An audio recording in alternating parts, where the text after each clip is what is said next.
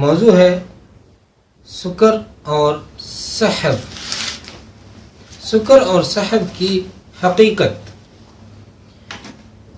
یہ بات جان لیں، صوفیاء کرام کے نزدیک غلبے سے مراد اللہ تعالی کی محبت ہے اور سحر سے مراد مقصد کا حصول ہے.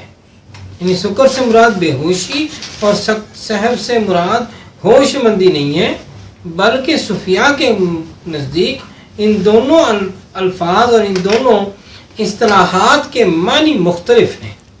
فرماتے ہیں کہ صوفیاء کرام کے نزدیک غلبے سے مراد، سکر سے مراد اللہ تعالیٰ کی محبت ہے اور سحر سے مراد مقصد کا حصول ہے. اہل حقیقت نے اس بارے میں بہت کچھ بیان کیا ہے. بعض حضرات نے سکر کو سحر پر فضیلت دی ہے اور بعض نے سحر کو سکر پر ترجیح دی ہے. جو لوگ سکر کو سحر پر ترجیح دیتے ہیں وہ بایزید بستامی اور ان کے پیروکار ہیں. ان حضرات کا یہ کہنا ہے انسان کی صفت میں جب استقامت اور اعتدال آ جائے تو وہ سحر کی صورت اختیار کرتا ہے اور یہ چیز اللہ تعالیٰ کی بارگاہ میں رسائی کے حوالے سے سب سے بڑا حجاب ہے. سکر کی کیفیت انسان پر اس وقت طاری ہوتی ہے جب آفت اور نقصان کا احساس زائل ہو جاتا ہے اور انسان کے اندر بشری صفات کم ہو جاتی ہیں.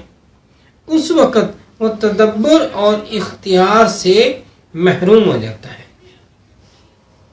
اسے اپنی بقا کے ساتھ کوئی دلچسپی باقی نہیں رہتی. اس وقت اگر اس کے اندر ایسی صلاحیتیں پیدا ہو جائیں جو اس کی بشریت کے منافی ہوں تو اس صورت میں یہ کیفیت زیادہ بہتر اور زیادہ افضل اور زیادہ کامل شمار ہوتی ہے. نبی اکرم صلی اللہ علیہ وسلم اور حضرت داؤد علیہ السلام کی کیفیت یہی وجہ ہے. حضرت داؤد علیہ السلام سحر کی حالت میں تھے. ان سے ایک فعل سرزد ہوا تو اللہ تعالیٰ نے اس فعل کی نسبت ان کی طرف کرتے ہوئے یہ فرمایا وَقَتَلَ دَاؤُدَ جَالُوتَ، اور داؤد نے جالوت کو قتل کر دیا. سورۃ البقرہ کی آیت 251. لیکن نبی اکرم صلی اللہ علیہ وسلم چونکہ سکر کی حالت میں تھے، اس لیے جب ان سے ایک فعل سرزد ہوا تو اللہ تعالیٰ نے اس فعل کی نسبت اپنی طرف کر لی اور ارشاد فرمایا.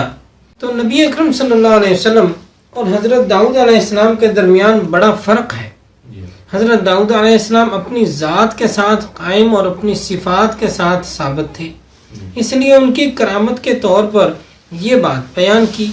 انہوں نے قتل کیا تھا لیکن جب نبی اکرم صلی اللہ علیہ وسلم حق کے ساتھ قائم تھے اور اپنی ذاتی صفات کے اعتبار سے فانی تھے تو ان کے بارے میں اللہ تعالیٰ نے یہ فرمایا اس نے جو کیا ہے وہ دراصل ہم نے کیا ہے.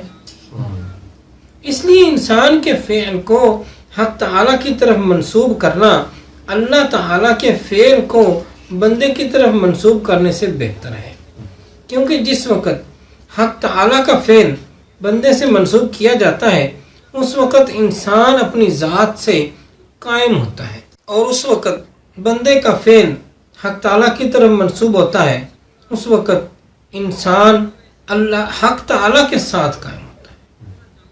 اس کی مثال یہ ہے جب حضرت داؤد علیہ السلام کی نظر ایسی چیز کی طرف پڑی جہاں نہیں پڑنی چاہیے تھی، یعنی جب انہوں نے اوریہ کی بیوی کو دیکھا، اس حوالے سے اللہ تعالیٰ نے ان کو تنبیہ کی.